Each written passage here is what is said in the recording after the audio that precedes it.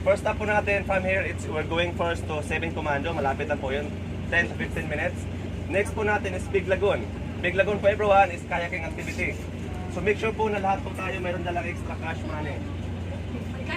For the kayak po. Kasi ang kayak po hindi po na-include sa bookings natin. Okay? Ang kayaking po, at the price of 300 pesos, good for 2. And then meron po yung mas malaki doon, 3 to 4 person kapag hindi kayo gaano ano. Kasi po yung tatlo, yun po yung price sa 350.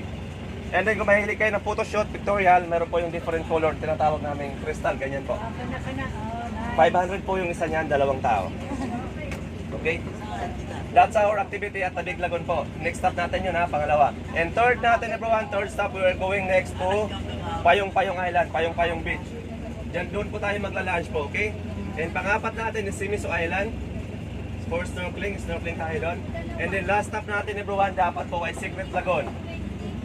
Pero ang Secret Lagoon po, ma'am sir, na po, ang Secret Lagoon po, hindi na po natin mapupuntahan po ngayong araw.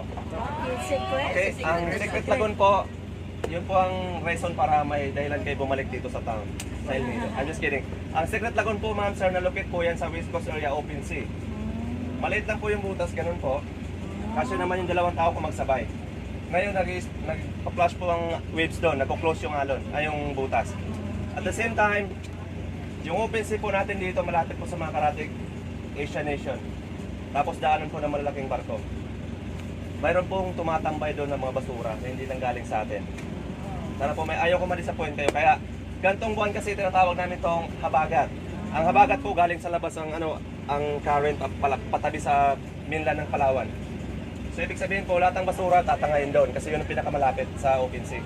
Kaya ayaw namin kayong dalhin doon kasi baka madismaya kayo. So wala tayong Secret Lagoon everyone. The reason is hindi ganong malinis doon. Pangalawa is hindi kayo ligtas. Okay? May kapalit po yun ma'am. Don't worry.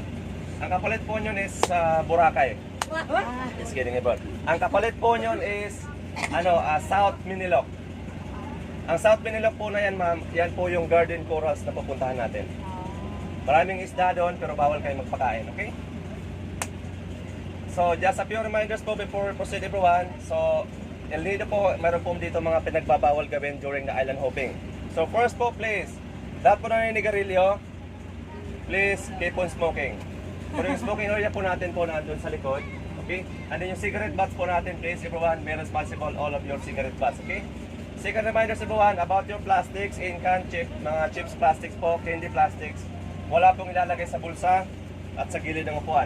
Kasi po kapag nasa tubig kayo mahangin, lilipat po yan magkakalat sa dagat. The proper way everyone is just ibigay nyo lang po sa crew or sa akin para po ilagay natin sa proper disposal sa trash bin, okay? And third reminders everyone, bawal po kayo mag-collect anything of the shells from the island bringing back to Manila. Kasi El Nido po is one of the most protected areas ng DNR. Ito po yung mga bawal dalhin, for example, dead corals, shells, sands, plants,